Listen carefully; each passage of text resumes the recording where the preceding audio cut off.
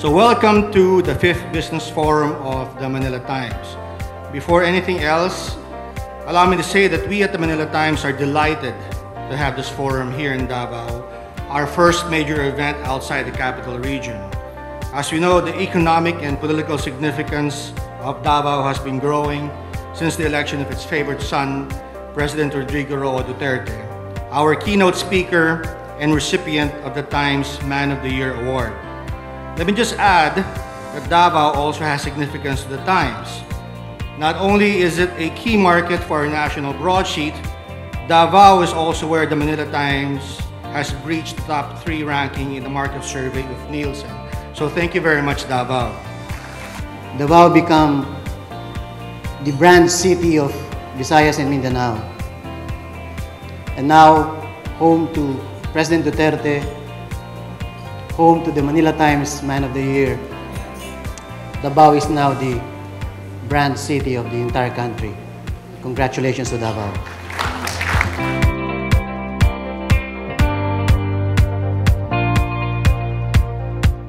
Of course, you are not here to hear our opinions and views.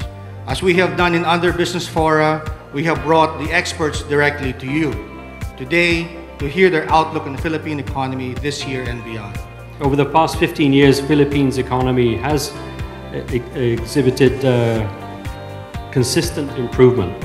Also, and particularly in the last 5 years, we've seen a growth performance of around 6 to 7%, reaching last year 6.8%, which was really outstanding.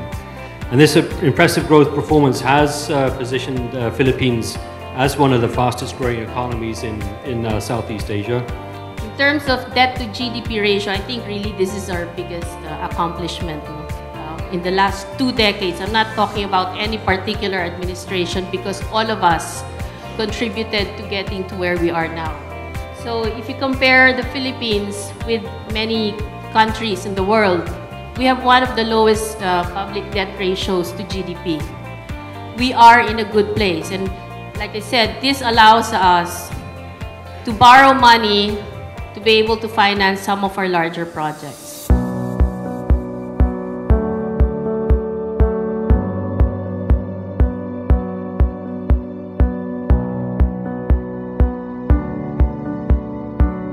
As you know, President Duterte paid a very successful state visit to China last October, which marked the turning point of our bilateral relationship and has brought the bilateral relationship into a new era. During his visit, we have signed 13 MOUs, which covers almost every aspect of our bilateral relationship. I would just like to highlight, and during the visit, the Chinese side promised to provide $6 billion in soft loan and another $3 billion credit line provided by the Bank of China. The economic reform outlined here should enable government to reduce poverty and escalate growth. And with the great help that we are currently receiving and going to receive from the People's Republic of China, we will certainly achieve all our goals. Basically, the Philippines economy, as we know, is largely driven by two engines of growth. This is consumption and investment, and these drivers are domestic, and this is important. And as you can see, household spending and investment have contributed the most to growth, up around 10%. And I think it's noteworthy that last year investments, both public and private, have overtaken household consumption as a lead contributor to growth in recent years. This is very important. This is more than consumption. This is now shifting into investment.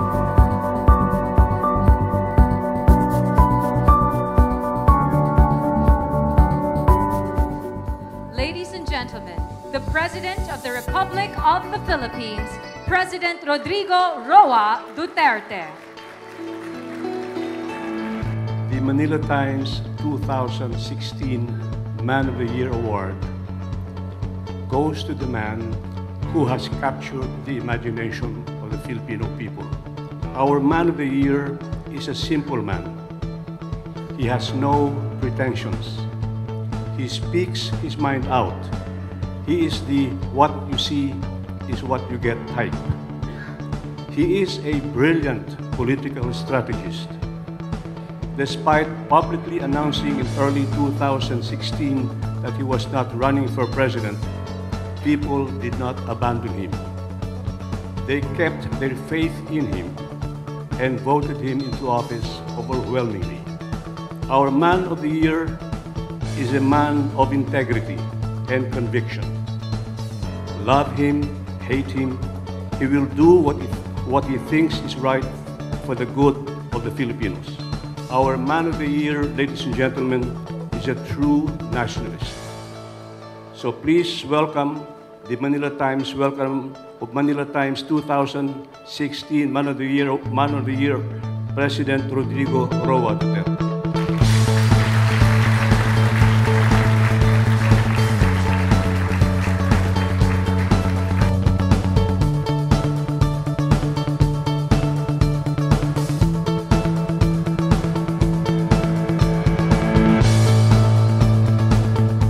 I already knew that there was a serious disorder sa society because of drug. But it was not until I had the full access of the information and of the intelligence input did I realize that the drug problem had already engulfed my country. I realized that 5 years ago, before this election, we were already in narco politics because 40% of all the barangay captains of the entire Republic of the Philippines were into drugs. And a few mayors and a few governors and a few congressmen who gave not really into the business of buy and sell, but who gave protection sa mga drug lords.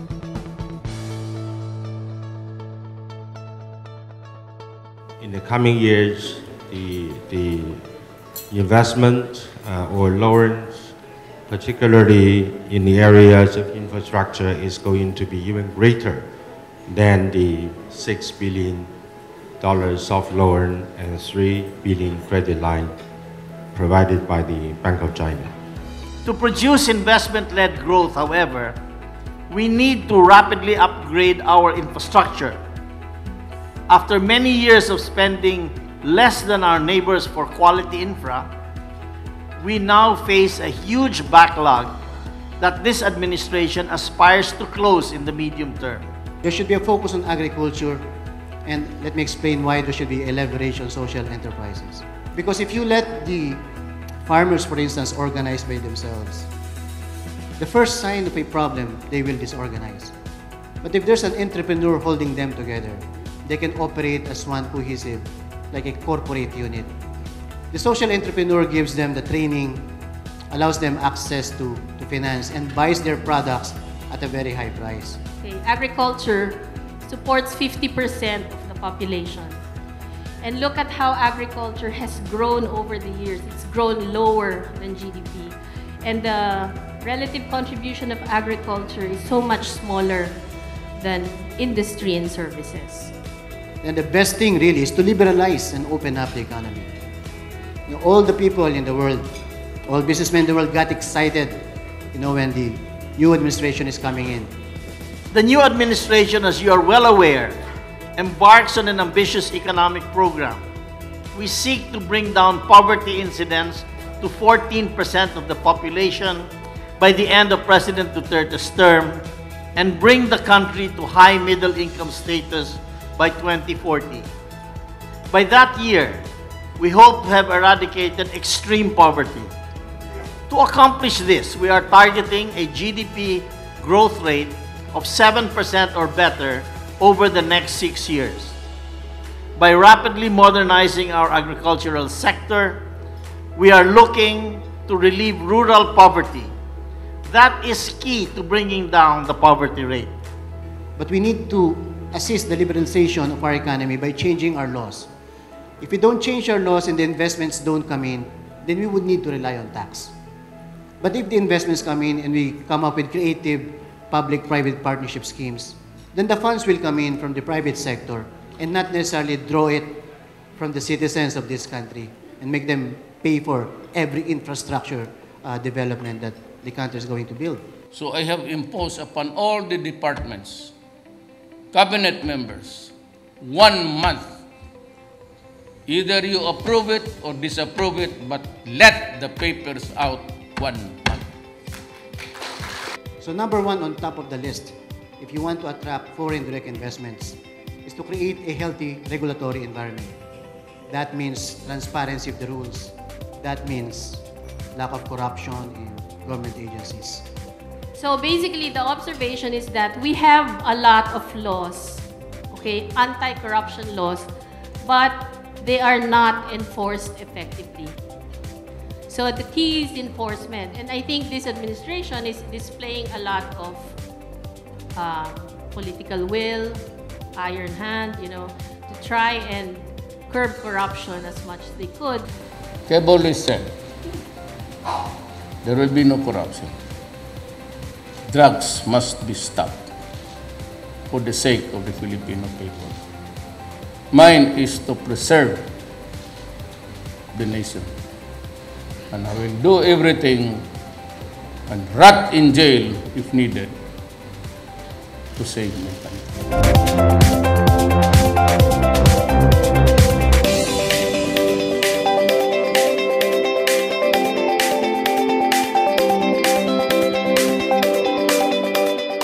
So today I saw that several key speakers brought out some nice points, and I feel that it was definitely worth it. First time in Davao, excellent city. Well, what I can say about the event is I'm glad it's here in Davao. I've seen some very interesting facts that I didn't know about, so it's a good, very informative event for me. 저희 행사를 보고 필리핀의 미래를 생각할 수 있었습니다. While I was in the forum a while ago, what I felt was there is a big chance for our future in the Philippines. 그 각국의 유명한 경제인들을 불러서 그분들에게 나라를 이렇게 발전해가는 과정들을 이렇게 같이 의논해가는 과정은 굉장히 talagang nagpapasalamat ako and talagang napakalaki ng chance na makasama ko sa ganitong malaking event wherein na inimbitahan natin yung mga dakilang tao para i-share nila ang kanilang expertise with regards in the economic. This is a very opportune time to have this kind of event because this showcases what are the strengths, opportunities for the Philippines to make it globally. And with the diverse speakers, it's such a timely input on how the CEOs of the different businesses can take this opportunity and think not only of themselves, but of not only of the country, but what we can do for the whole world. What I find critical is that they all talk about the same thing, about the potential growth of the Philippines and its continued growth for the next 3 to 5 years. I think this gives us Filipino businessmen the encouragement to continue with our strategic plan. You know, this is a very good opportunity from, especially from Mindanaoan, because I'm the chairman of the Bangsamoro Business Council, because this can bridge, this can link to the prospective investor, not only in the Philippines, but especially the far-flung provinces here in Mindanao. As you can see now, Davao is the fastest growing economy in the Philippines. It's a great event that in a short time that we'll be able to know what the good thing, what the potential for this great country. I'm very happy to attend this event. Well, yung event is very helpful because I believe that the academy should also be very involved in the plans sa paglago ng economy ng Philippines because we will be shaping the future leaders of this country. Yeah, it was a very good forum, I think, very informative, and it spells some of the good economic policies of the government that was coming from Mr. Dominguez, and the talk with this President Duterte was very inspirational. I support Mr. Ramirez's statement, but there were some details that we wanted to, like the specifics on tax reform and other things. I'm very happy to have attended this because I can see the economic direction. So aside from the current condition of the Philippine economy, the input of the SM investments by Ms. Guidotti and that of the Chinese ambassador was very inspiring. You know, the alliance that we will have with them, that would surely boost the Philippine economy. Today I learned a lot, especially the economy growth, and that's all different information and aspect. And in the future, I will recommend to all my nation, the people from Hong Kong, from China, to invest in your country. Good event for us to intermingle with the other resource persons, especially the Ambassador of China, who gave a good perspective on the involvement of China on the economic development and financial assistance to our country. And also especially the trust of the Department of Finance on taxation, and also President's casual talk, even showing his no socks, which is very, very humble of a president to do that. Well, what I really learned from this gathering was that now Davao is being given what is due because of all its wealth, and now that our president, whom we pray for every night, is very focused and very sincere about his work. Kami na bayad ninyo. I am a worker of government. You will never hear me address myself, I am President Duterte. I always say, we are all workers in government, and we serve